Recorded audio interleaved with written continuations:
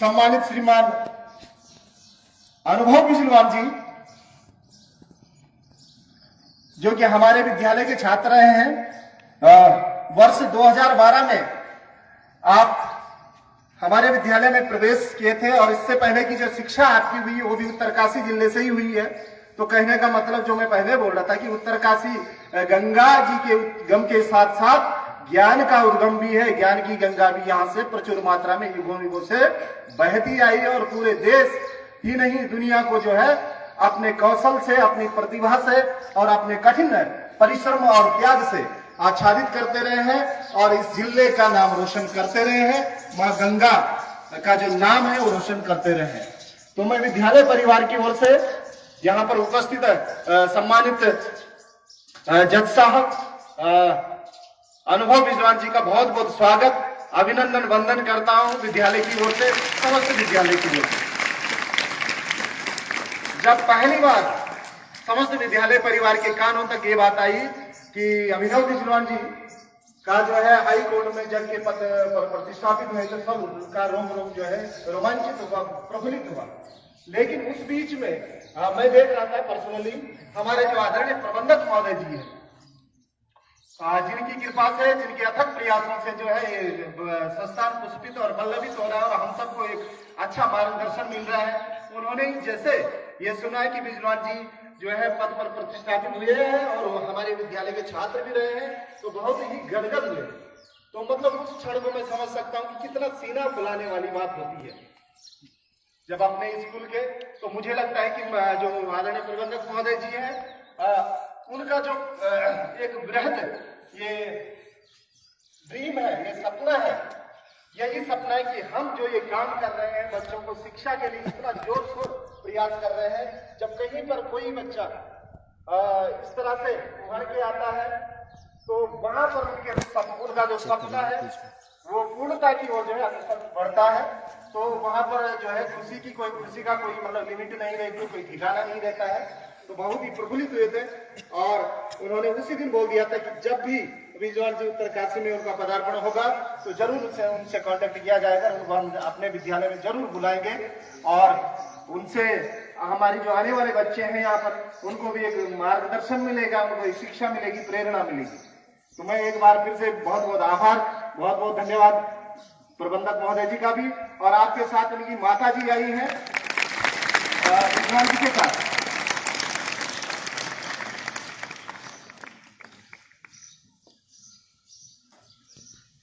धन्य हो जाती वो कोख जब बच्चा जो है, बालक जो है इस तरह से नाम रोशन करता है और सफलता की चरम ऊंचाई की ओर अग्रसर हो जाता है। तो मैं माता जी को यहाँ से प्रणाम करता हूँ, समस्त विद्यालय परिवार की ओर से बारंबार प्रणाम करता हूँ कि आपने एक ऐसे रत्न को जन्म दिया है, एक ऐसे मनुष्य को जन्म दिया है जो आपके साथ साथ आज हमारे भी हमको भी गर्व की अनुभूति करवा रहा है। माँ को बार बार प्रणाम और हम सभी एक बार जोरदार तालियों से, स्पेशल तालियां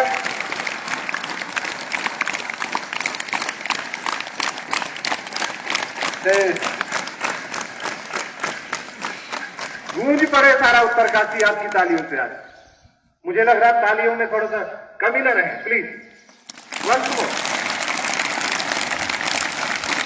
आपकी तालियां जो है ये गूंज पड़ेगी और मार्केट तक पहुंच जाए और जन जन तक पहुंच जाए। आज हमारे बीच हम सबके बीच से उतरे हुए एक ऐसे व्यक्तित्व है जो हमारे लिए प्रेरणा बन चुके हैं और प्रार्थना है ईश्वर से कि आगे भी इसी प्रकार से जो है निरंतर आगे अग्रसर उच्च से उच्च पद को में जो है प्रतिष्ठापित हो और हमारा नाम बारंबार रोशन करें। इसी क्रम में मैं अभिनंदन विद्यालय की ओर से अभिनंदन पत्र प्रस्तुत करना चाहूंगा, लेकिन उससे पूर्व मैं निवेदन करना चाहूंगा आदरणीय प्रबंधक महोदय जी से कि सम्मानित बिजलवान जी की जो माता जी हैं और बिजलवान जी को मैं रिक्वेस्ट करना चाहूंगा मिसिस आरती मैम से कि आप प्लीज आकर के थोड़ा सा इस कार्यक्रम में सहयोग प्रदान करेंगे। और चाहूंगा आदरणीय प्रबंधक महोदय जी से कि विजयवान जी को ये बैच अलंकरण कर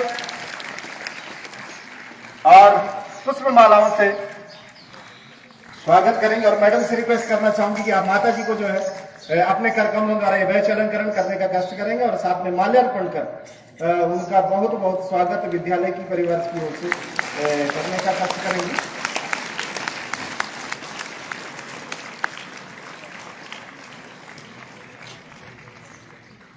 पुष्प मालाओं से भी आदरणीय प्रबंधक महोदय जी से निवेदन करना चाहूंगा और मैं साथ में आदरणीय प्रधानाचार्य महोदय जी से भी निवेदन करना चाहूंगी कि आप पुष्प मालाओं से जो है विजयवान जी का हमारे जो गौरव है उनका अभिनंदन करें, उनका स्वागत करने का कष्ट करेंगे।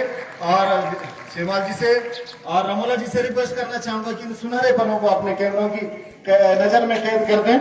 और साथ में रिक्वेस्ट करना चाहूंगा आदरणीय प्रबंधक महोदय जी से, प्रधानाचार्य महोदय जी से कि साफ संयुक्त रूप से जो है सौल उठा करके विजयवान जी का जो है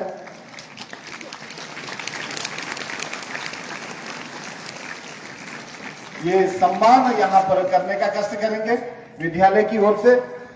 और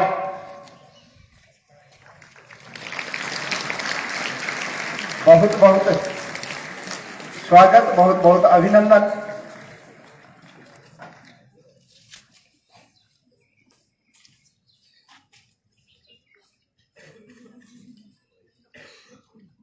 बहुत बहुत धन्यवाद आदरणीय प्रबंधक महोदय जी, प्रधानाचार्य महोदय जी, मिसेज आरती पवार मैम। और बहुत स्वागत सम्मान के साथ अब मैं कार्यक्रम की थोड़ा आगे की ओर बढ़ता हूं और सम्मानित विजयवान जी के स्वागत में यहाँ पर से एक अभिनंदन पत्र का वाचन करने जा रहा हूं। तो रिक्वेस्ट करना चाहूंगा विजयवान जी से कि आप इसको सहर्ष हृदय से स्वीकार करेंगे। कहीं पर अगर कोई हमसे छूट गई होगी बातें तो उसके लिए हम क्षमा चाहते हैं। सामान्यतया मनुष्य का यह स्वभाव होता है कि सोचता कुछ है, कहता कुछ है, करता कुछ है और हो कुछ और ही जाता है। व्यक्ति जो सोचे, जो कहे और जो करे, ऐसे व्यक्तित्व समाज और इतिहास में विरले ही होते हैं। और ऐसे व्यक्तित्व के मार्ग पर चलने वाला दूसरा व्यक्ति कभी भी जीवन में असफल नहीं होता, वरन दूसरों के लिए एक प्रेरणा स्रोत बन जाता है। अनुभव विजयवान ऐसे ही व्यक्तियों की श्रेणी में है जिन्होंने जो सोचा, जो कहा, उसे वास्तविक जीवन में कर दिखाया। आज आपकी गरिमामयी उपस्थिति में हम विद्यालय परिवार आपको अपने बीच पाकर गौरवान्वित महसूस कर रहे हैं। श्रीमती एवं श्री वीपी विजयवान जी के पुत्र के रूप में उत्तरकाशी ने इस रत्न को प्राप्त किया। अपनी प्रारंभिक शिक्षा उत्तरकाशी में ही प्राप्त कर 2012 में ऋषि राम शिक्षण संस्थान में विज्ञान वर्ग में सीनियर सेकेंडरी में प्रवेश पाया। अपनी कुशाग्र बुद्धि, नेतृत्व की प्रबल भावना से ओतप्रोत समय की गति के साथ अपने आप को समायोजित करते हुए 2013-14 में उच्चतम अंकों के साथ सीनियर सेकेंडरी में उत्तीर्णता प्राप्त की। देश के लिए कुछ कर गुजरने की तमन्ना के साथ अपना आप कॉमन लॉ एडमिशन टेस्ट की परीक्षा में शामिल हुए, जिसमें पूरे देश से हजारों अभ्यर्थियों के बीच आपने सफलता हासिल की। आपका चयन भारतवर्ष के सुप्रसिद्ध राष्ट्रीय लॉ विश्वविद्यालय लखनऊ के लिए हुआ, जिसमें आपको LLB की डिग्री से नवाजा गया। उच्च शिक्षा के लिए आप पुनः हजारों अभ्यर्थियों के साथ LLM में प्रवेश हेतु अखिल भारतीय स्तर पर आयोजित कॉमन लॉ एडमिशन टेस्ट में फिर से शामिल हुए और पुनः उच्चतम अंकों के साथ LLM में दाखिला लिया और फिर राष्ट्रीय लॉ विश्वविद्यालय लखनऊ से LLM में सर्वोच्च अंक प्राप्त कर एक कीर्तिमान स्थापित किया। जो व्यक्ति समय रहते हुए समय को पकड़ लेता है, वैसा व्यक्ति एक आदर्श के रूप में समाज के समक्ष प्रस्तुत होता है।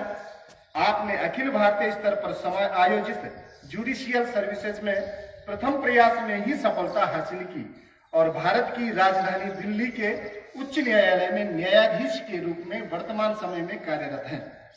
हम ऋषिराम शिक्षण संस्थान परिवार के सभी सदस्य हृदय की अनंत गहराइयों से आपका नंदन वंदन अभिनंदन करते हैं और आपको यह शुभकामना देते हैं कि भविष्य में उच्च से उच्चतम शिखर पर पदासीन हो, जिससे ऋषिराम शिक्षण संस्थान के साथ साथ उत्तरकाशी, उत्तराखंड और समस्त भारतवर्ष आप पर गर्व करता रहे।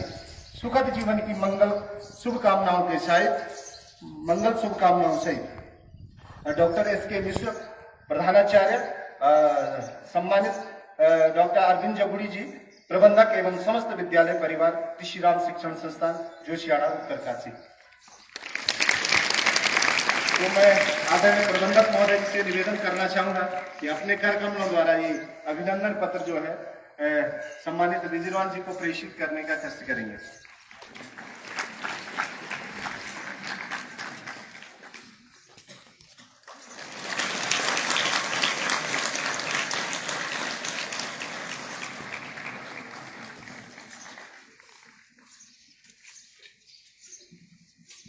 बहुत बहुत धन्यवाद सर। और अब मैं ज्यादा समय न लेते हुए सीधे मंच पर आमंत्रित करना चाहूंगा बिजरवान जी को कि आप आए और आज के इस दिवस पर, इस विशेष दिवस पर हमको, विद्यालय परिवार को और अपने आने वाली इस पीढ़ी को संबोधित करने का कष्ट करेंगे। सम्मानित बिजरवान जी।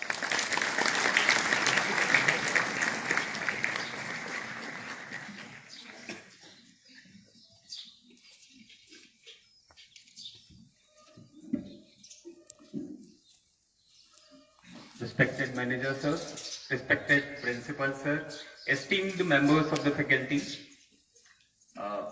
non-teaching staff, my mother who is accompanying me here today, and my younger brothers and sisters. It's an absolute privilege to be standing here before you today, and I wish to share my experiences, whatever I have. Sir ने अभी इतना अच्छा बताया, यहाँ पे इतना अच्छा speech दिया, इतनी अच्छी बोलने की शैली तो मेरी नहीं है, लेकिन मैं अपने एक्सपीरियंसेस जो भी हैं, आप मेरे छोटे भाई बहनों की तरह ही हैं, तो जो कुछ भी मेरे एक्सपीरियंसेस रहे मैं पूरी तरह उन्हीं जिस तरह के रहे आपसे शेयर करने की कोशिश करूंगा। और first and foremost I would like to thank my loving teachers and this institution because it helped me build a wholesome personality. The time that I spent here, 2 years in 2013 and 14, they were actually very remarkable in my progress throughout my career. So thank you teachers. आज काफी सारे teachers मेरे नहीं हैं, अब कुछ नए शिक्षक यहाँ पे आए हैं, उन सभी को मेरा प्रणाम और आप सभी लोग अपना आशीर्वाद मेरे ऊपर बनाए रखें, यही मेरी आशा है। तो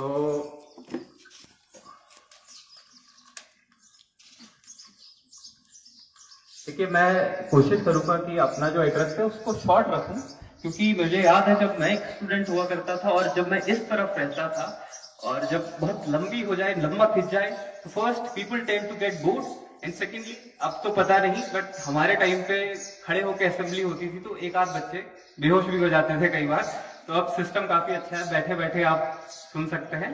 तो मैं छोटे से छोटे करने की कोशिश करूंगा और इन केस में भावनाओं में बह जाऊं, थोड़ा सा ज्यादा बोल दूं, तो माई एंटिसिपेटरी अपॉलजीज। देखिए, मेरा एड्रेस 2 पार्ट्स में डिवाइडेड है। फर्स्ट, मैं अपना एक्सपीरियंसेस और अपने सजेशंस शेयर करूंगा। सेकेंडली, हम थोड़ा सा पर्टिकुलर होंगे लॉ के फील्ड को लेके, अगर आप कोई इंटरेस्टेड है तो उसमें क्वेश्चन भी पूछ सकता है। So people often ask me, specially the Pratiyogita Darpan magazine, they reached out to me day before yesterday and their first question was, what is the secret of your success? So when you give it a thought, there is no secret to success. I mean, success or even failure, it is culmination of certain factors which gather over a period of time and then they ultimately result into success or failure. तो ऐसे कई सारे factors रहे हैं जिनको आज मैं थोड़ा सा बताने की कोशिश करूंगा। देखिए, तो सबसे पहली चीज जो मुझे लगता है, आपको यू शुड थिंक बिग। किस सेंस में? अब जैसे देख लीजिए, जब मैं आपकी उम्र में था तो मेरे दिमाग में एक चीज बहुत क्लियर थी कि मैं कुछ करूंगा तो बड़ा करूंगा, वरना मैं कुछ नहीं करूंगा। ये चीज मेरे दिमाग में नेचुरली थी, मैंने कहीं से सीखा नहीं, कुछ नहीं करा, बट ये थॉट मेरे माइंड में था कि कुछ करना है तो बड़ा करना है और अलग करना है। और आज जब मैं पीछे मुड़ के देखता हूं तो शायद यही थॉट मेरी सक्सेस के लिए रिस्पॉन्सिबल भी है। तो जब मैं कह रहा हूं कि we need to think big, what do I actually mean by that? पहली चीज, ये जरूरी नहीं है कि आप जो ट्रेडिशंस चले आ रहे हैं उनको फॉलो करें। फॉर इंस्टेंस, अगर आपके सीनियर्स, अगर आपके फैमिली में, अगर आपके दोस्त कोई पर्टिकुलर कोर्स कर रहे हैं, फॉर इंस्टेंस बीटेक या बीएससी, तो ये जरूरी नहीं है कि दोस्तों को देख के मैं भी बीटेक ही करूंगा या मैं भी बीटेक ही करूंगी या मैं बीएससी करूंगा। आप अपना पाथ खुद चूज करें। और आपको अब पता कैसे चलेगा? काफी सारे फील्ड्स होते हैं, तो उसकी नॉलेज आप तक कैसे पहुंचेगी? देखिए, कई सारी मैगजीन्स अवेलेबल हैं, प्रतियोगिता दर्पण है, सीएसआर है, तमाम तरह की मैगजीन्स ऑफलाइन और ऑनलाइन अवेलेबल हैं। आप उनको रेगुलरली, मंथली, वीकली पढ़ सकते हैं। दूसरी चीज, आजकल हमारे पास यूट्यूब का माध्यम है। यूट्यूब में तमाम तरह के लोगों, किसी भी फील्ड के आपको इंटरव्यूज मिल जाएंगे, आप उनको देख सकते हैं और अपना एनालिसिस कर सकते हैं। सबसे पहले जो अब देखिए, अब जब बात आती है कि बड़ा सोचना, तो ये चीजें ऐसे हवा में नहीं होती हैं या फिर हमको आउट ऑफ द ब्लू नहीं देखना है। हमें अपनी पर्सनैलिटी का एनालिसिस करना पड़ता है। अपनी वीकनेसेस क्या है, मेरी स्ट्रेंथ्स क्या है, आप वो सब एनालिसिस करिए। क्योंकि देखिए, आपसे बेहतर आपको कोई नहीं जानता है। आपके माँ बाप, भाई बहन, अन्य परिवार के लोग आपका शायद रहते होंगे दिन भर, लेकिन आप जितना खुद को जानते हो वो कभी नहीं जान पाएंगे। तो आप खुद को एनालिसिस करिए कि मेरी स्ट्रेंथ क्या है। अपना पास्ट रिकॉर्ड देखिए, मैं किस सब्जेक्ट में अच्छा रहा, किसमें शायद मेरी मार्क्स इतने अच्छे नहीं है, किस सब्जेक्ट में मेरा इंटरेस्ट है, मेरे स्ट्रेंथ क्या है, वीकनेसेस क्या है, उस हिसाब से आप अपना एनालिसिस करें और अपना एक एम बनाएं। अब एक बहुत इंपॉर्टेंट चीज देखिए, जो मैंने रियलाइज की अपनी लाइफ में, आप अभी 11th 12th के जो बच्चे होंगे, किस तरफ है 11th 12th वाले? ये लोग जी।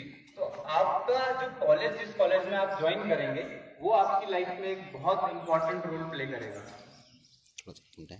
केवल पढ़ाई लिखाई से रिलेटेड नहीं, आपकी ओवरऑल पर्सनालिटी, आपका कैरेक्टर, एथिक्स, उसका उस पर बहुत बड़ा प्रभाव होगा। देखिए, आप जैसे मान लीजिए आपको इंजीनियरिंग करनी है, तो आप ये मत, आप अगर आपको इंजीनियरिंग करनी है, आप सोच के चलिए कि मुझे इंजीनियरिंग करनी है तो आईआईटी या एनआईटी से उससे नीचे नहीं। अगर मेरे को मेडिकल फील्ड में जाना है तो मैं एम्स से करूंगा या करूंगा। लॉ में जाना है तो मैं नेशनल लॉ यूनिवर्सिटी में जाऊंगा। ये आप टारगेट मान के चलेंगे, इसके लिए तैयारी करेंगे तो बिल्कुल सिलेक्शन होगा आपका वहां पे। और बात केवल पढ़ाई की नहीं होती है। अगर आप किसी नेशनल लेवल के कॉलेज में जाते हैं तो वहां पे जो क्राउड आता है वो बहुत अच्छा, ऑल ओवर इंडिया से लोग आते हैं। आपको एक बहुत वाइड स्कोप मिल जाता है लोगों से सीखने का, अलग अलग कल्चर से सीखने का, और तमाम तरह के लोगों से आप बहुत कुछ सीखते हैं। वहां पे जो क्राउड है वो बहुत इंपॉर्टेंट रोल आपके लिए प्ले करता है। तो ये मेरी एक रिक्वेस्ट है या फिर एक सजेशन मान लीजिए कि आप भले ही थोड़ा सा समय लग जाए, 1 आध साल 2 साल तैयारी करनी पड़े, बट कोशिश करिए कि किसी अच्छे कॉलेज में जाएं। अगर आपको बीएससी भी करनी है, ग्रेजुएशन करना है, तो डीयू में बहुत अच्छे कॉलेजेस हैं, देश में और अन्य काफी अच्छे कॉलेजेस हैं। किसी भी फील्ड में हो, उसका टॉप कॉलेज में जाने की कोशिश करिए। वहां पे जो आपका एक्सपोजर मिलेगा, आप इंटरेक्ट करेंगे, वो आपकी दुनिया बदलेगा, आपको पूरा तरह बदल देगा। दूसरी चीज, get out of your comfort zone. देखिए, हमारे राष्ट्र कवि कहे जाने वाले श्री रामधारी सिंह दिनकर जी हैं, और उनकी एक कविता है रश्मि रथी, जिसमें कुछ पंक्तियां आती हैं कि महलों के कनकाब शिखर होते कबूतरों के ही घर, महलों में गरुड़ ना होता है, कंचन पर कभी ना सोता है।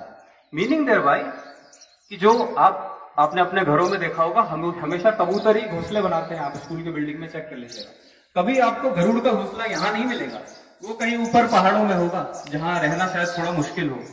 तो इसी तरह बहुत इंपॉर्टेंट है हमारे लिए इस एज में कि हम अपना कंफर्ट जोन छोड़ें।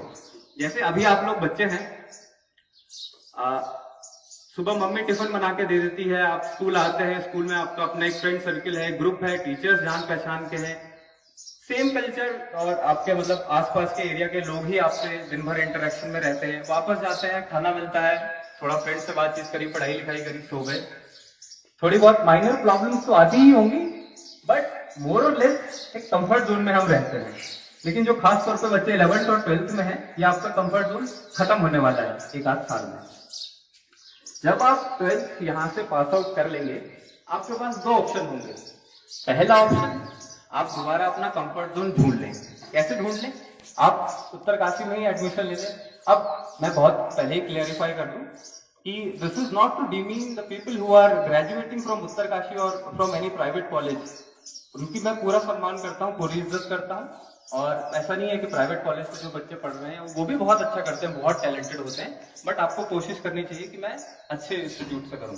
है तो अब आप पहला ऑप्शन ये है, आप दोबारा से अपना कंफर्ट जोन ढूंढिए। किस तरह? आपने देहरादून में किसी कॉलेज में एडमिशन लिया, वहां आपके जो स्कूल के दोस्त हैं 4-5, वही दोस्त आपके साथ वहां रहने लगे, आपने एक रूम ले लिया और फिर जैसे स्कूल चल रहा है उसी तरह कॉलेज चला। आप वही सेम चीज खाना बनाया, खाया पिया, घूमे फिरे दोस्तों के साथ। कुछ नया आप नया चैलेंजिंग नहीं कर पाओगे उस कंडीशन में। दूसरा आपके पास जो ऑप्शन मिलता है, you try to challenge yourself and take the challenges head on. आप ऐसी जगह शायद हो सकता है आपको ऐसी जगह जाना पड़े पढ़ने जहां गर्मी बहुत है, या फिर जहां पे आपको इतने फेवरेबल सर्कमस्टेंसेस ना मिले, जहां पे थोड़ी बहुत परेशानियां हो और उन परेशानियों को झेलने के बावजूद आपको पढ़ना पड़े। तो जो ये सेकंड ऑप्शन है, ये आपकी ग्रोथ में हेल्प करेगा। अगर आप कंफर्ट जोन अपना दोबारा ढूंढेंगे, वही दोस्त, वही सब, वही रिश्ते, देहरादून जाएंगे, रिश्तेदार रहते हैं, फैमिली रहती है, तो आपकी प्रोग्रेस में उतनी अच्छी प्रोग्रेस आप नहीं कर पाएंगे, मेरे एक्सपीरियंस में जितने मैं देखता हूँ लोगों को। हाँ, अब यहाँ पे जो जैसे मैं अपना एग्जांपल दूं, अभी मैं बता रहा था कि सक्सेस में कोई एक फैक्टर नहीं होता है, कई सारे मल्टीपल फैक्टर्स होते हैं, देन दे कल्बिनेट इनटू वन। जब मैं आपकी उम्र में था 18-19 साल में, तो उस वक्त मैं भी थोड़ा सा क्लूलेस था कि मैं क्या करना चाहिए, किस फील्ड में मुझे जाना चाहिए। कोई बहुत ज्यादा ऐसा नहीं था कि मेरा कोई बहुत गाइड करने वाला था। टीचर्स थे, वो पढ़ाते थे, अच्छा पढ़ाते थे, उन्हीं की वजह से था। बट इस फील्ड में जिसमें मैं आज हूं, मेरा कोई जानने पहचानने वाला नहीं था, या कोई ऐसा नहीं था मुझे गाइड करे। मैं अपने दादाजी के साथ 2014 में इलाहाबाद गया था कुंभ के मेले में। तो जब मैं वहां से वापस आया तो मुझे ये चीज रियलाइज हुई, अब वो पता नहीं क्यों एक सेंस ऑफ इंट्यूशन जिसको आप बोलते हैं, आत्मा से जो चीज निकलती है, मेरे दिमाग में ये बात आई कि मैं इलाहाबाद जाऊंगा तो वहां मेरे को तरक्की मिलेगी, वहां मैं सीखूंगा कुछ। अब 18-19 साल का बच्चा, मैं भी आप लोगों की तरह ही था, किसी बड़े बड़े शहर में अपने घर से बाहर मैं भी कभी नहीं निकला था। लेकिन उस उम्र में मैंने डिसीजन लिया कि मैं इलाहाबाद जाऊंगा और वहां जाके मैं क्लैट की तैयारी करूंगा। मेरी मम्मी अभी बैठी हैं, मैंने इनको बोला कि मैं इलाहाबाद जाऊंगा, तो स्वाभाविक है सारे माँ बाप चिंतित होते हैं कि भाई तुम रहोगे कहाँ, खाओगे क्या। लेकिन मैंने कहा मैं देख लूंगा, जैसा जो होगा मैं देख लूंगा अपना। और उस उम्र में मैंने अपना घर छोड़ दिया था इन द सेंस, उसके बाद मैं बहुत कम ही घर आया हूँ। शायद 7-8 सालों में मैं 10-12 बारी घर आया हूँ, उसके अलावा नहीं, वो भी 2-3-4-5 दिन के लिए। तो उसके बाद मेरा घर वहीं बन गया। अब जब मैं इलाहाबाद गया तो वहां पे तमाम तरह के चैलेंजेस थे। जिस एरिया में मैं रूम लेने गया बहुत महंगा था, मैंने रूम लिया सबसे सस्ती जगह, कॉलेज यूनिवर्सिटी के पास। और अगर यूपी की पॉलिटिक्स यहाँ पे अगर किसी को पता हो तो ये वो जानते होंगे कि 2015-16 या उस टाइम पे इलाहाबाद यूनिवर्सिटी में बम चलना, गोलियां चलना बहुत आम बात हुआ करती थी। आजकल जिस न्यूज में चैनल में आपने सुना होगा, अतीक अहमद अभी जिस शूट आउट में जिनकी डेथ हुई है, वो उस वक्त वहां पे, अब तो चीजें थोड़ा सा कंट्रोल में है, उस वक्त वहां पे उनका काफी वो था, मतलब जिस जगह मैं, मेरा रूम था,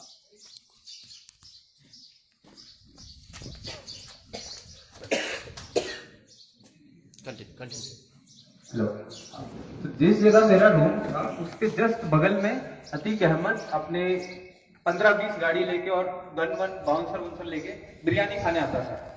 तो वो मेरे लिए एक बहुत इंटिमिडेटिंग एक्सपीरियंस था। मैं अब पहाड़ से निकला हुआ लड़का, 1 महीना मुझे इलाहाबाद गए हुए हुआ है, और मैं देखता था कि बगल में बिरयानी तो खा रहा है, लेकिन इसके कम से कम 25-30 लोग बंदूक उठाए खड़े रहते थे। और मुझे आज भी याद है, मेरा पहला दिन था इलाहाबाद में, मैं रात को, मेरा सरदर्द हुआ, मैं दवाई लेने बाहर निकला, तो मैं ऐसे दवाई लेके वापस आ रहा था, तो पीछे 2-3 बाइक वाले, रात का वक्त था, रात के 11 बजे जा रहे थे, तो उन्होंने जाते जाते मेरे सर में पीछे से मार के और चले गए। और मैं कुछ बोल भी नहीं पाया, क्योंकि अब नई जगह है और वहां पे थोड़ा सा वैसा माहौल था कि आदमी थोड़ा सा डरा हुआ महसूस करता है। तो इस तरह के कई चैलेंजेस फेस किए। लेकिन आप, मेरी मम्मी आज भी बैठी है, उनको शायद आज भी ये बात पता ना हो, मैंने कभी घर में नहीं बताया, क्योंकि मेरा माइंड बहुत क्लियर था, मुझे क्लैट की तैयारी करनी है। अब उस तैयारी में अगर मेरे को कुछ परेशानियां झेलनी पड़े तो झेलेंगे, जो कुछ सर्कमस्टेंसेस आई देखेंगे, अपना एक पॉजिटिव एटीट्यूड रखना है, पॉजिटिव माइंडसेट रखना है, बाकी करने वाला भगवान होता है, वो सब देखता है। इलाहाबाद में मेरे साथ एक अभय कुड़ियाल, इसीलिए मैं एग्जांपल दे रहा हूँ अपने अलावा किसी और का, क्योंकि हमारे पहाड़ का था अभय कुड़ियाल, वो टिहरी का था। वो और मैं साथ में रूम लेके इलाहाबाद में रहते थे। तो वो बीएससी कर रहा था इलाहाबाद यूनिवर्सिटी से। अब खाना हम लोग खुद ही बनाना पड़ता था। मेरा डिपार्टमेंट था आटा गूंदने का, उसका डिपार्टमेंट था रोटी वोटी बनाने का, और जो तीसरा लड़का हमारे साथ रहता था उसका डिपार्टमेंट था दाल वाल बनाने का, या जो भी चीजें और।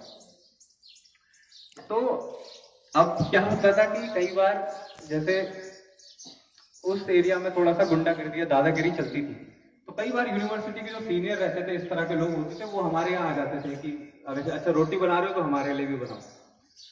तो अब आप सोच लीजिए 15-20 लोगों के लिए मैं आटा गूंद रहा हूँ, वो रोटी बना रहा है, फिर खाना बना रहा है, ये सब कंडीशंस हमने देखी वहां पे। आज अभय कुड़ियाल, उसने बीएससी से इलाहाबाद यूनिवर्सिटी से बीएससी करा। वे after he qualified for joint admission in MSc, उसने आईआईटी कानपुर से एमएससी किया। आज वो लड़का यूनिवर्सिटी ऑफ पेंसिल्वेनिया यूएसए से पेड पीएचडी कर रहा है।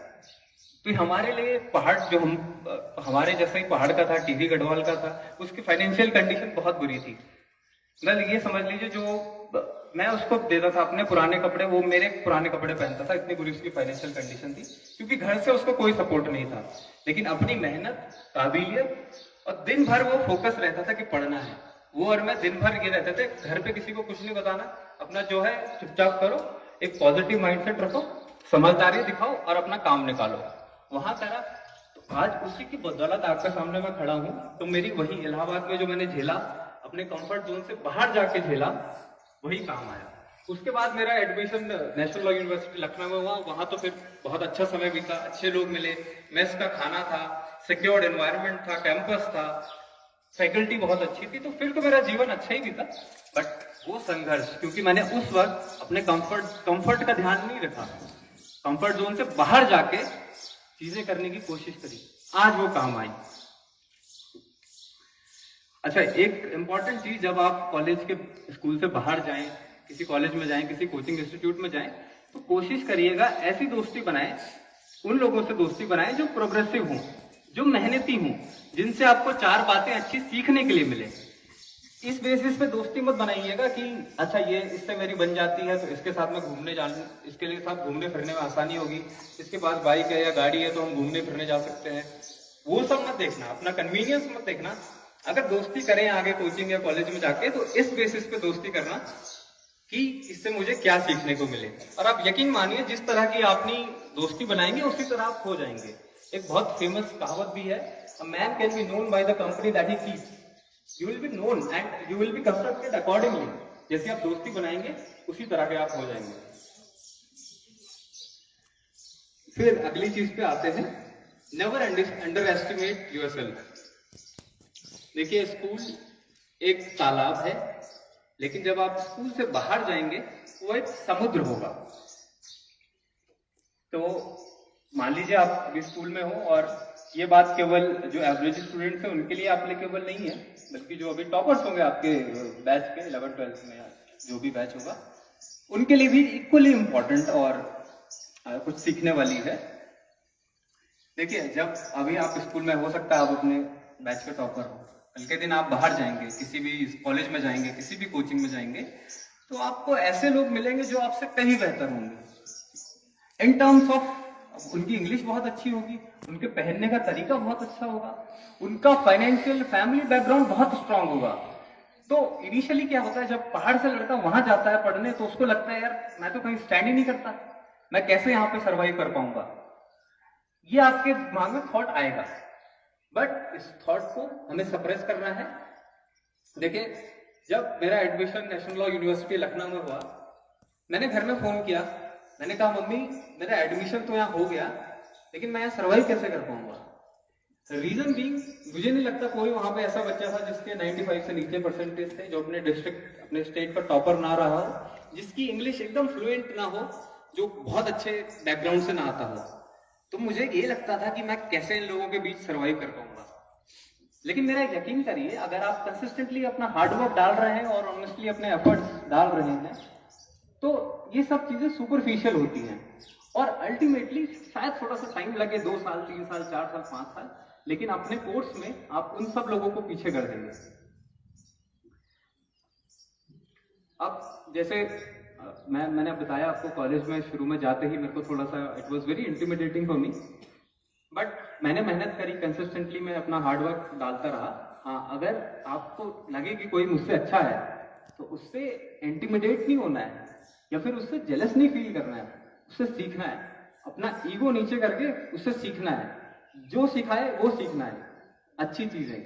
तो मैंने यही था, धीरे धीरे करके सीखा। जो अच्छे बच्चे थे मेरे साथ, दून स्कूल के बच्चे थे, मेयो के बच्चे थे, सिंधिया स्कूल के बच्चे थे, सेंट जोसेफ ब्राइटलैंड्स, आपके CMS, जितने देश भर के बड़े बड़े स्कूल हैं सबके बच्चे थे। तो मेरी एजुकेशन, और यहाँ पे बहुत अच्छा एजुकेशन मिलता है, बट जो एक्सपोजर उन लोगों को मिलता है दैट इज समथिंग डिफरेंट। तो शुरू में ये चीज लगी, बट धीरे धीरे मैंने अपना एफर्ट डाला, लोगों से जो था वो सीखा, और फिर 180 बच्चे मेरे बैच में थे। 5 साल खत्म होते होते मेरी रैंक थर्ड रैंक से मैंने ग्रेजुएट किया विद डिस्टिंक्शन, उतने सारे बच्चों के बीच में। और आज जब मतलब बाकी बैच के बच्चे भी मेरे अच्छे जगह पोस्टिंग है, बट अपने बैच से मैं पहला जज वो हुआ, सेलेक्ट हुआ। तो 6 साल पहले तो मैं ये सब सोच भी नहीं सकता था कि कैसे, मुझे यही लगता था कि कैसे इतने अच्छे बच्चों के बीच में सर्वाइव करूंगा। तो ये सेम सिचुएशन हो सकता है आपकी लाइफ में भी कल के दिन आए। आप किसी बड़े कॉलेज में पढ़ने जाएं, किसी अच्छी कोचिंग में पढ़ने जाएं, ये सिचुएशन आएगी। तो आपको उसको नेगेटिव नहीं लेना है, उसको पॉजिटिव वे में लेते हुए अपना काम उसमें डालते रहिए, और यकीन मानिए कि आप उनसे अच्छा करेंगे बाकी लोगों से।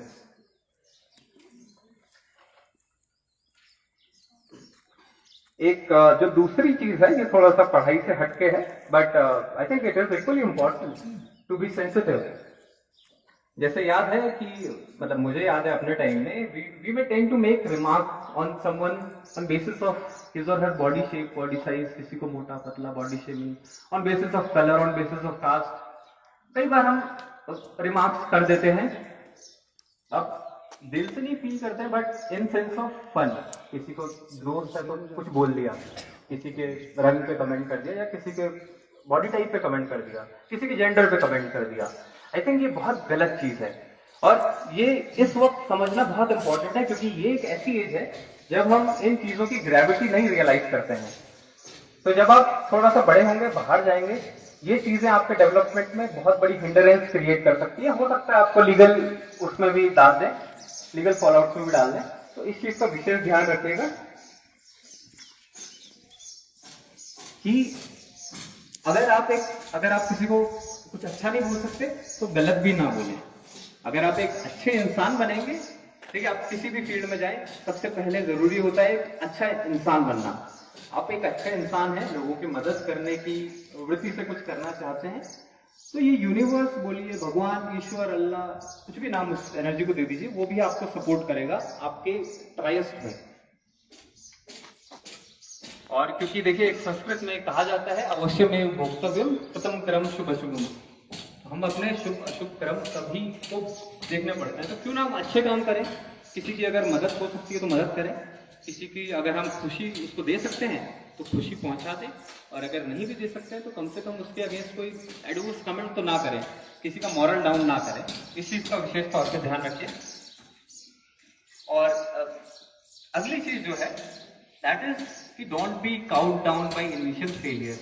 अगर आप कंपटीशन देने कल के दिन जाएंगे तो आप मेंटली प्रिपेयर होके जाइए कि हो सकता है हमें इनिशियली फेलियर्स का सामना भी करना पड़े, और सबको करना पड़ता है सूनर और लेटर। तो वो एक मेंटली आप प्रिपेयर कर लीजिए कि हो सकता है हम अपना पूरा एफर्ट डालेंगे, पूरा हार्डवर्क डालेंगे, जो उसका निर्णय होगा, डिसीजन होगा, वो सक्सेस या फेलियर ऊपर वाले के हाथ में है, हमें अपना काम पूरी तरह करना है। इन केस फेलियर्स आ जाए तो आप एनालाइज करिए कि किस वजह से फेलियर्स हुए हैं, उस चीज को न्यूट्रलाइज करने की, उस पर थोड़ा सा काम करने की कोशिश करें। बट ये नहीं होना चाहिए कि गए, थोड़ा सा फेलियर आ गया तो फिर वापस आ गया कि हमसे नहीं होगा भैया, हमारे वक्त का नहीं है, चलो वापस। ये मत करिएगा। आप अगर अपना हार्डवर्क डालेंगे तो सूनर और लेटर वो आपके काम जरूर आएगा। और एक मतलब कई बच्चों को तो शायद पता भी हो, लेकिन अगर आप किसी भी कॉम्पिटिटिव एग्जाम की तैयारी करने जाएं तो जो first and foremost try to analyse the previous year question. एक उसकी आप गाइड ले लें, पिछले 10-12 साल के जो भी क्वेश्चन पेपर उसके हो, उसको एनालाइज करिए कि क्वेश्चन आ कहाँ से रहा है, चाहे किसी भी फील्ड में हो। हम लोग कई बार ये गलती करते हैं कि पिछले साल के क्वेश्चन पेपर देखते नहीं है, आ क्या से रहा है, पूरा सिलेबस पढ़ डालते हैं। ऐसा नहीं है, अगर आप कंपटीशन की तैयारी करने जाए उसके प्रीवियस ईयर के एनालाइज करें कि कहाँ से क्वेश्चन मरने, कहाँ से रिलेवेंट है, कौन सा पार्ट हम स्किप कर सकते हैं, कौन सा ज्यादा इंपॉर्टेंट है। ये चीज आपको बहुत हेल्प करेगी। और जैसे मैंने अभी बताया, आपको फेलियर्स मिलेंगे। फेलियर से बहुत ज्यादा डरना नहीं है, ठीक है, पार्ट ऑफ लाइफ। अपना काम करते रहिए, सक्सेस भी आएगा।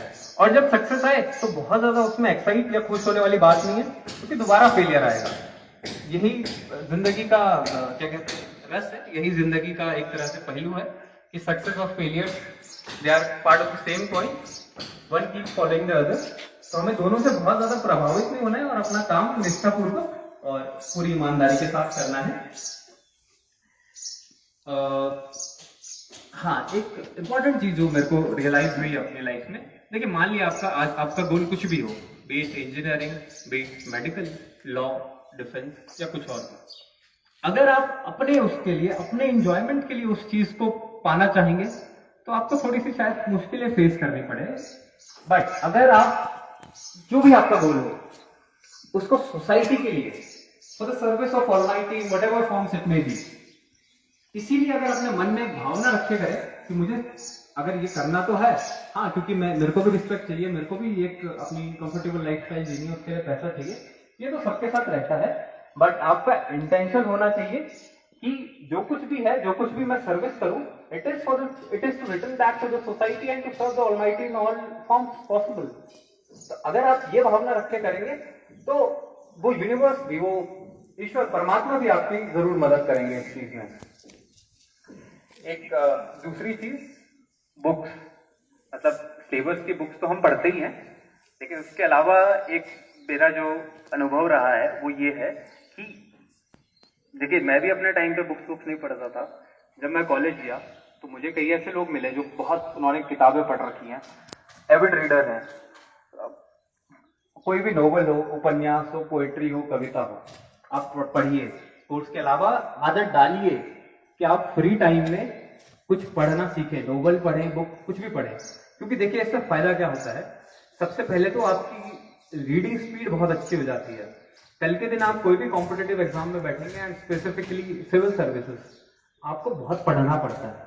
पढ़ने से ज्यादा आपको लिखना पड़ता है, बहुत शॉर्ट टाइम में और बहुत क्लियर शब्दों में आपको लिखना पड़ता है।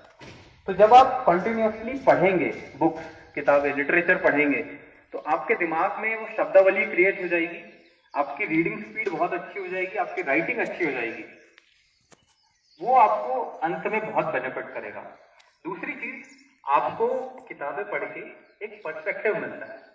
ठीक है, हर कोई भी टॉपिक आप उठा लीजिए, इमोशनल इंटेलिजेंस से लेके, फाइनेंस से लेके, डिफेंस से लेके, किसी भी फील्ड में आपको किताबें मिल जाएंगी। तो अगर आपको लगता है कि मेरा ये पहलू वीक है, जैसे मैं कई बार इमोशनल हो जाता हूँ या फिर मेरे को एंगर इश्यूज हैं, उसमें किताबें अवेलेबल हैं, आप उनको पढ़िए, आपको उसमें पर्सपेक्टिव एक नया मिलेगा। और इसके अलावा कविताएं हैं और चीजें हैं, इन पर जरूर आपको ध्यान देना चाहिए कि अगर हम पढ़ाई के अलावा कुछ खाली समय बच रहा है तो जरूर इन किताबों को पढ़ना चाहिए। इसके अलावा अब लॉ पे आ जाते हैं। अगर आप लोगों में से कोई लॉ में इंटरेस्टेड है अभी यहाँ पे है तो ठीक है, मैं थोड़ा सा लॉ ब्रीफली एक बार लॉ का आपको डिस्क्रिप्शन दे देता हूँ। देखिए, सबसे पहले आते हैं लॉ के एवेन्यूज क्या है, आप लॉ करके क्या क्या बन सकते हैं। देखिए, मेरे बैच में 180 बच्चे थे, उसमें से मैं जज बना हूँ। काफी सारे बच्चे थे जिनको दूसरे एरियाज में इंटरेस्ट था, जैसे कि फॉर इंस्टेंस कॉर्पोरेट लॉयर एक चीज होती है। फॉर एग्जांपल, अगर रिलायंस को और अडानी को एक डील करनी हो तो जो ड्राफ्टिंग होगी, उसकी कॉन्ट्रैक्ट की ड्राफ्टिंग होगी, वो लॉयर्स करेंगे। अगर उसमें कोई डिस्प्यूट अराइज होता है, वो लॉयर्स करेंगे। तो कंपनीज को लॉयर्स की जरूरत होती है, कॉर्पोरेट लॉयर्स की। तो आप कॉर्पोरेट लॉयर बन सकते हैं और उसमें बहुत अच्छा पैसा है। मतलब मेरे साथ के दोस्त हैं, मेरे बैचमेट्स, उनको अभी I think 20-22 lakh per annum का पैकेज उन लोगों को मिल रहा है, दिल्ली, बेंगलोर, कर्नाटका। तो बहुत अच्छा पैसा उसमें है। अगर आप पैसे में इंटरेस्टेड हैं और लॉ में इंटरेस्टेड हैं, वो काफी अच्छा एवेन्यू है। इसके अलावा PSUs होते हैं, जैसे ONGC आपने सुना होगा, THDC सुना होगा, इसके अलावा पावर ग्रिड है। तो इनमें भी लीगल काउंसिल की जरूरत पड़ती है। इसमें भी ये भी एक क्षेत्र है जहां आप लॉ में जा सकते हैं। जो सबसे इंपॉर्टेंट एक और चीज है वो है प्रैक्टिस। आप लॉ में प्रैक्टिस कर सकते हैं। देखिए, आप केवल उत्तरकाशी का डिस्ट्रिक्ट कोर्ट मत देखिए। अगर आपको दुनिया की सबसे बड़ी और महंगी गाड़ियां कहीं देखनी हो, आप सुप्रीम कोर्ट के पार्किंग लॉट में चले जाइए, आपको देश की सबसे महंगी गाड़ियां वहीं खड़ी मिलेंगी। तो practice is a very lucrative career option and in fact it is very satisfying too. तो आप प्रैक्टिस भी कर सकते हैं, लॉ की प्रैक्टिस एज एन एडवोकेट। उसके अलावा आप एकेडमिक्स ज्वाइन कर सकते हैं, LLM PhD करके, और किसी यूनिवर्सिटी में as a assistant professor enrol कर सकते हैं। इनफैक्ट मेरे कई जूनियर्स, कई सीनियर्स हैं जो कि हार्वर्ड, ऑक्सफोर्ड से भी पढ़े हैं, उन्होंने लॉ किया है, और अब वो DU में पढ़ा रहे हैं या PHU में पढ़ा रहे हैं। तो ये भी एक काफी अच्छा करियर ऑप्शन है। इसके अलावा जो एक और है वो है जज adjutant general in the Indian army और other armed forces for that matter. तो उसमें क्या होता है कि आर्मी को भी लॉयर चाहिए होता है, क्योंकि कोर्ट मार्शल आपने सुना होगा, कोर्ट मार्शल की प्रोसीडिंग्स, तो उनमें लॉयर्स की जरूरत होती है। तो जो वो प्रोसीडिंग्स कंडक्ट कराते हैं, आर्मी भी लॉयर्स को रिक्रूट करती है। एक एवेन्यू वो भी है। इसके अलावा आप यूट्यूब घर जाएं, तो अभी तो समय के थोड़ा सा अभाव है, लेकिन आप यूट्यूब में जाके एक डिटेल्ड तौर पे इन सब वीडियोस को देख सकते हैं, आपको और अच्छे से उसका डिस्कशन मिलेगा। अब जैसे मान लीजिए अपनी बात करूं, तो एक जज बनना एक बहुत बड़ी रिस्पॉन्सिबिलिटी होती है।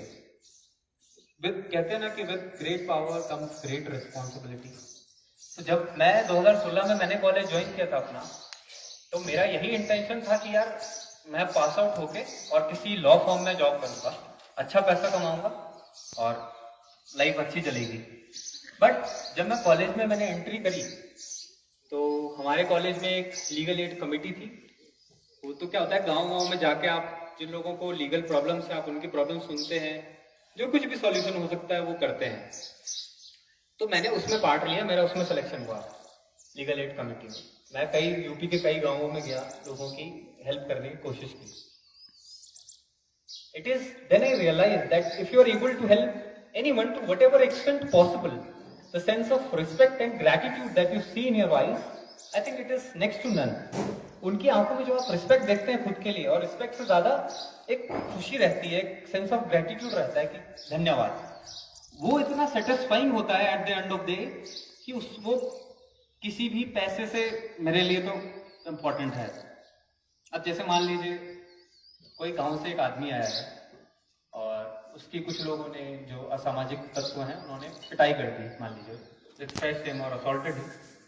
अब वो गया पुलिस स्टेशन, और पुलिस स्टेशन ऐसा एक बार हो जाता है कि पुलिस शायद कंप्लेंट FIR करने से मना कर दे। तो मैजिस्ट्रेट के पास, जज के पास ये पावर होती है कि वो डायरेक्ट करे पुलिस को कि आप FIR लॉन्च करो और इन्वेस्टिगेशन शुरू करो इसी केसेस में। तो इस तरह के कई एक पावर्स हैं जिससे कि आप सोसाइटी में एक्चुअली एक ग्रास रूट लेवल पे काम कर सकते हैं, और जिन लोगों को भी आपकी जरूरत है उनके लिए आप अपना योगदान दे सकते हैं। तो इसके अलावा I think that will be all for today, और आई होप आप लोगों ने कुछ सीखा होगा, नॉट एज अ जज बट एज अ बड़ा भाई। मैं आपके बड़े भाई के तौर पे आज यहाँ पे आया हूँ। आप जो मेरे एक्सपीरियंसेस रहे हैं थोड़े बहुत वो शेयर करने, और अभी शायद आप लोग मेरी बात से इतना कनेक्ट ना कर पाए, but 4-5 year down the line आपको जरूर ये चीजें मेरी they will resonate with you. तो अगर आपके कोई और क्वेश्चन है तो उसको आंसर कर सकते हैं। किसी के कुछ क्वेश्चन? जी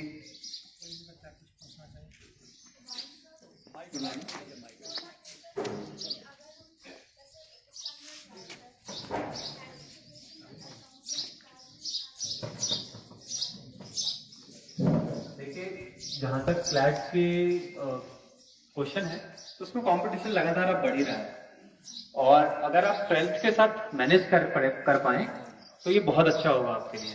मतलब आपका कौन सा स्ट्रीम है अभी? Art student. तो ठीक है आपके लिए। तो अभी तो मुझे नहीं पता पैटर्न क्या है, बट मेरे टाइम पे तो English, GK, logical reasoning, legal aptitude, mathematics, ये सब्जेक्ट थे। 200 नंबर का पेपर होता था। अभी भी आई थिंक सेम पैटर्न है। तो आप ये करिए कि आप पहले तो जो अभी रिसेंट क्वेश्चन पेपर्स होंगे क्लैट के, उनको निकाल के एग्जामिन करिए कि किस तरह का पैटर्न है, क्या पूछा जा रहा है। Once you are done with that, तो आप जैसे आप स्कूल की आपका चल रहा होगा को करिकुलम 11th-12th में जिसमें भी आप होंगे, तो उसके साथ अगर आप 2-2.5-3 घंटे निकाल पाए क्लैट की तैयारी के लिए, है ना, तो अगर आप अभी से शुरू कर दें तो आई थिंक ये 1 साल में आप काफी मैटर इकट्ठा कर लेंगे, आपको एक फेयर आइडिया होगा। और जब आप क्लैट देने जाएंगे तो आप ऐसे ही नहीं जाओगे कि बस तुक्का मार के आ गए, at least you will have some idea. तो आप क्लैट दो और भगवान ने चाहा आपका सिलेक्शन जरूर होगा। इन केस नहीं होता तो at least you will know your weaknesses कि मेरे को कहाँ पे और काम करने की जरूरत है।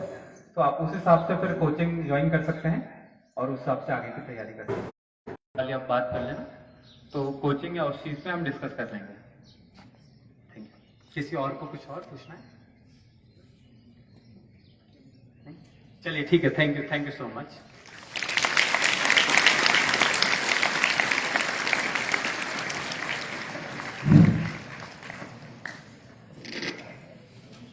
बहुत बहुत धन्यवाद सम्मानित श्रीमान विश्वान जी। कानून व्यवस्था किसी भी देश के लिए बहुत महत्वपूर्ण होती है और आप ऐसे फील्ड में हैं तो इस महत्वपूर्ण जिम्मेदारी में अपना योगदान संपूर्ण समाज को देंगे। और निश्चित ही सभी छात्र छात्राओं ने आपकी जो बातों का वो ध्यान से सुना है और हमें पूर्ण विश्वास है कि आपसे प्रेरित होकर के, आपके जीवन से, आपके स्ट्रगल से प्रेरित होकर सभी जो है कहीं ना कहीं अपने आप को धन्य करेंगे और उन आप पद चिन्हों पर आगे अग्रसर होंगे। तो मैं ज्यादा न कहते हुए मंच पर आमंत्रित करता हूँ परम आदरणीय प्रबंधक महोदय जी को कि आकर के आज की इस सभा को संबोधित करने का कष्ट करें और अपना आशीर्वाद हमें प्रदान करने की कृपा करेंगे।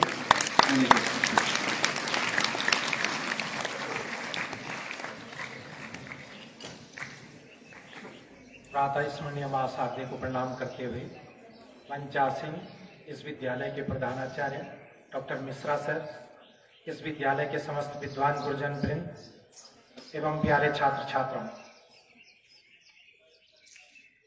मैं ऋषिराम शिक्षण संस्थान की ओर से आज हमारे बीच में उपस्थित मुख्य अतिथि न्यायाधीश श्री विजवान जी और उनकी परम पूज्यनीय माता जी का ऋषिराम परिवार की ओर से हार्दिक स्वागत करता हूं, अभिनंदन करता हूं और प्रणाम करता हूं। हम सबके लिए गौरव की बात है कि अनुभव विजवान जी इस विद्यालय के छात्र रहे हैं और इसके साथ साथ में हमारी इस जनपद के लिए भी गौरव का क्षण है कि आपने हमारे जिले का भी नाम रोशन किया है। और मैं इस मंच के माध्यम से आपके माता पिता को भी प्रणाम करता हूं कि जिन्होंने ऐसी संतान को जन्म दिया है और ये कुछ पूर्व जन्मों के भी कर्मों का फल होता है कि आपको ऐसी संतान की प्राप्ति हुई है। प्यारे छात्र छात्राओं, आपने अभी विजवान जी के विचार सुने और मैं आप सबसे चाहूंगा कि आप इनके विचारों से प्रेरणा लें और आगे बढ़ने का संकल्प लें। और चाहे हम किसी भी क्षेत्र में जाएं, राजनीति के क्षेत्र में जाएं, शिक्षा के क्षेत्र में जाएं, इंजीनियरिंग के क्षेत्र में जाएं, कानून के क्षेत्र में जाएं, देश की रक्षा के क्षेत्र में जाएं, हमें एक अभी से जो है हमें अपने लिए एक टास्क लेके आगे बढ़ना है और अपने देश की सेवा करनी है, अपने माता पिता का नाम रोशन करना है। और विद्यालय की ओर से जो भी आपको मदद की आवश्यकता होगी, हमारे टीचर्स, हमारे प्रिंसिपल सर, हम आपके साथ में हैं और इन्हीं शुभकामनाओं के साथ में एक बार मैं मंच से बिजलवान जी का हृदय की गहराई से स्वागत करता हूं और आपके आने वाले भविष्य के उज्जवल भविष्य की कामना करता हूं। आप उत्तरोत्तर प्रगति करें और आपको देखते हुए हमारे ये छात्र भी आपका अनुसरण करते हुए कठिन मेहनत और परिश्रम करें। इन्हीं शुभकामनाओं के साथ में एक बार आप फिर से आपका धन्यवाद। जय हिंद, जय भारत। बहुत बहुत धन्यवाद आदरणीय प्रबंधक महोदय जी। निश्चित ही आपके आशीर्वाद से और आपके योगदान से, आपकी मेहनत से समस्त विद्यालय परिवार, समस्त छात्र छात्राएं इसी प्रकार से आगे उत्तरोत्तर अपने पथ पर अग्रसर होंगे। और इसी क्रम में मैं मंच पर आमंत्रित करना चाहता हूं आदरणीय प्रधानाचार्य महोदय जी को कि आकर के आप आज की इस सभा को संबोधित करने का प्रयास करेंगे। आदरणीय प्रधानाचार्य महोदय। सुप्रभात मेरे प्यारे छात्र मित्र, परम आदरणीय प्रबंधक महोदय और आज के मुख्य अतिथि हमारे अनुभव जी की माता जी। आज अंत में धन्यवाद ज्ञापन का मौका मिला है। अभी अनुभव जी ने जो कुछ बातें कही, कुछ बातों को हमने लिखा और हम इनको एश्योर करते हैं कि लगभग इन सारी बातों को स्टूडेंट्स में हम कल्टीवेट कर ही देंगे। सबसे पहले आपने एक मंत्र दिया कि ऑलवेज थिंक बिग। हमें हमेशा वस्तुतः बड़ा ही सोचना चाहिए। जब बड़ा सोचेंगे तो निश्चित रूप से हम आकाश की ऊंचाइयों तक जा सकते हैं। दूसरी महत्वपूर्ण बात इन्होंने कहा, डोंट फॉलो अदर्स। दुनिया क्या कर रही है, हमारा दोस्त क्या कर रहा है, उससे मतलब मत रखिए। हम क्या कर रहे हैं यह आपको दिखाना है कि वह अगर बायो पढ़ रहा है इसलिए हम बायो पढ़ेंगे, वह मैथमेटिक्स पढ़ रहा है इसलिए हम मैथमेटिक्स पढ़ेंगे, तो यह आप जीवन की बहुत बड़ी भूल प्रारंभिक अवस्था में कर रहे हैं। आपको अभी पता नहीं है, बाद में आपको पता चलेगा। और इन्होंने कहा, no one is best than yourself. आपसे अच्छा आपका मित्र कोई नहीं है। इसलिए हमने इन लोगों को 2 मंत्र दिया था जिस दिन ज्वाइन किए थे कि 2 उपवास तुम लोग अगर रख लो जीवन में, हफ्ता में 2 दिन, तो जीवन सफल हो जाएगा। एक फोन से उपवास, एक दिन फोन नहीं छूना है, और एक दिन फ्रेंड से उपवास। कोई दोस्त से बात ही नहीं करनी है, घर में अपने लिए जीना है, अपने परिवार के लिए जीना है। और हमें उम्मीद है कि कुछ बच्चों ने इसको अनुपालन किया है। बाहर निकलने पर निश्चित रूप से एक्सपोजर तो मिलता है। आप अपने आप में अगर बहुत टॉपर हैं तो यह टॉपर कुछ नहीं, जब बाहर निकलेंगे तब आपको लगेगा, जैसा रोहन जी ने बताया कि अगर यह नदी है तो बाहर समुद्र है, और समुद्र में व्हेल भी होता है, सिर्फ छोटी मछलियां नहीं होती हैं। वहां आपको अपने आप को सर्वाइव करना है। कंफर्ट जोन को तो बगैर छोड़े, क्योंकि students, life is not a bed of roses. Comfort zone के छोड़ेंगे तब जाकर सफलता मिलेगी। डिटर्मिनेशन अनफ्लैगिंग होना चाहिए। जब तक अनफ्लैगिंग डिटर्मिनेशन नहीं होगा, I have to do, then I have to do. और हम आपको बता दें कि अभी हमारा यहां सिर्फ 1 महीना भी नहीं हुआ है, लेकिन हमें बहुत दिनों से इसी एज ग्रुप को डील कर रहे हैं। लगभग 30 साल तो हो गया, और हमने 1 महीने में इस स्कूल में 4-5 को हमने पिकअप कर लिया है। और हम बिजलवान जी आपको एश्योर कर देते कि यहां से निश्चित रूप से IIT के 2 बच्चे अभी 25 दिन के इंटरवल की बात हम कर रहे हैं। 25 दिन में हमने 2 IITian को पकड़ लिया है, वो निश्चित रूप से IIT करेगा। 2 हमने नीट वाले को पकड़ लिया है, निश्चित रूप से करेगा। और अभी तक 2 लड़कियां, लड़के नहीं पकड़ में आए हैं, 2 लड़कियां आपको गारंटी देते हैं कि वो सिविल सर्विस करके उत्तरकाशी के डीएम से टेक ओवर करेगी चार्ज। और निश्चित रूप से वो करेंगे ही करेंगे। ऐसा हमने अपने 25 दिन के अनुभव में हमने 6 लोगों को पकड़ लिया है। तो यह हम लोगों के लिए बहुत गर्व की बात है कि इस स्कूल के पढ़े हुए स्टूडेंट यहां जज के रूप में आकर आपको संबोधित किए। और आप लोगों से यह निवेदन है कि आप भी अगर किसी कमांडिंग हाइट पे जाइए तो यह आपकी प्रारंभिक सीढ़ी है। सीढ़ी को कभी मत भूलिएगा। निश्चित रूप से स्कूल में आकर स्कूल ने आपको जो दिया, एक बार आप सिर्फ यहां मंच पर आकर अगर वह धन्यवाद दे दीजिएगा, यह टीचरों के लिए बहुत बड़ी बात होगी। और टीचर के लिए सबसे सुखद अनुभव, खासकर हम तो हैं ही हैं, बहुत सुखद अनुभव होता है जब, यद्यपि कि हमने जलवान जी को नहीं पढ़ाया है, लेकिन हैं तो स्टूडेंट इसी स्कूल के, कि वह टीचर के लिए बहुत सुखमय क्षण होता है जब अपने पढ़ाए हुए स्टूडेंट को अगर मंच पर सम्मानित करने का यह शुभ अवसर मिलता है टीचर को। इससे बढ़कर खुशी टीचर के लिए शायद कुछ नहीं होगा, शायद कुछ नहीं होगा। तो इसलिए आज हम भी बहुत अच्छा लग रहा है। और हमको बहुत अच्छा लगा जब हमने कल अनुभव जी से बात किया, तो ये बहुत अच्छा लगा कि इन्होंने कहा कि अरे सर सो हम आपको जानते हैं। ये हमको बहुत अच्छा लगा।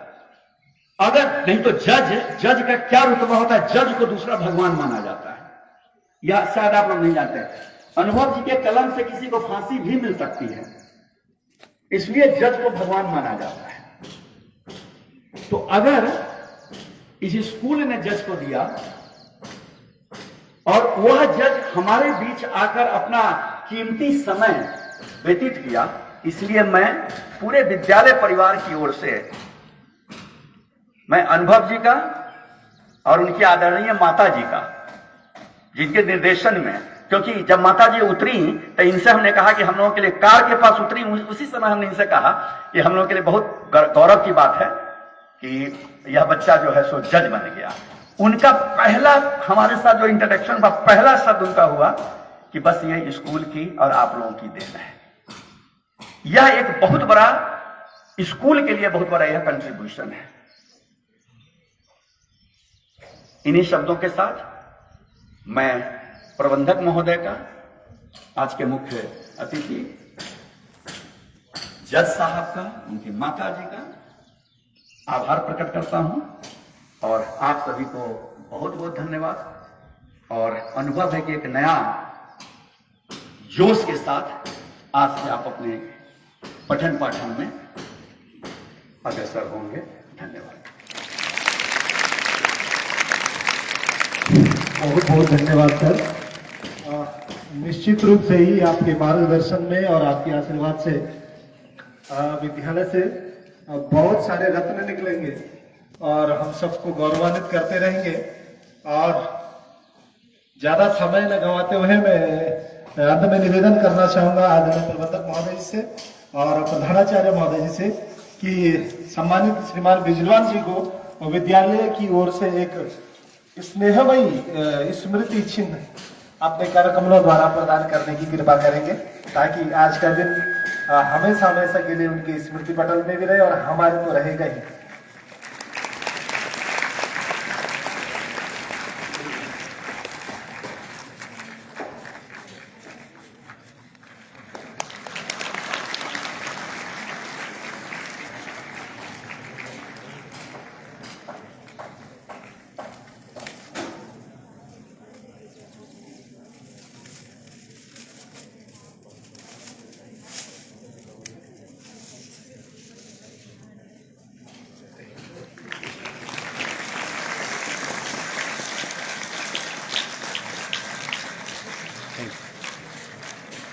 सर को यह जो मिला ना, यह जो मिला, यह जीवन भर सर याद रखेंगे। यही स्कूल है जिस स्कूल से यह जज की सीढ़ी तक गए। इस स्कूल को हमेशा सर याद रखेंगे।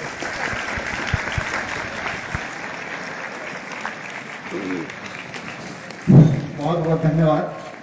और सभी स्टूडेंट्स बैठे रहेंगे, तो सभी अध्यापक अध्यापिकाएं और समस्त स्टाफ से रिक्वेस्ट करना चाहूँ कि हम सभी लोग थोड़ा सा आगे आए और एक ग्रुप फोटो हो जाए बिजलवान जी के साथ। सब लोग प्लीज, आप सभी लोग आगे आएंगे और सभी स्टूडेंट जो है हम सभी गुरुजन वृंद का और सबका स्वागत करेंगे आपका आगे भी। आप भी आ जाइए। वीडियो बना लिया। लाइव हाँ पकड़ के ना फोटो लेंगे उनकी। ठीक है बढ़िया।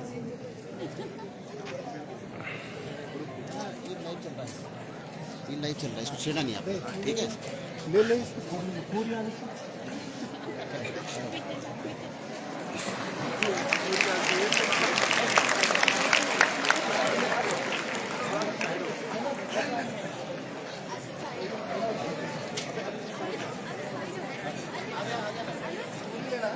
लाइव चल रहा है यार।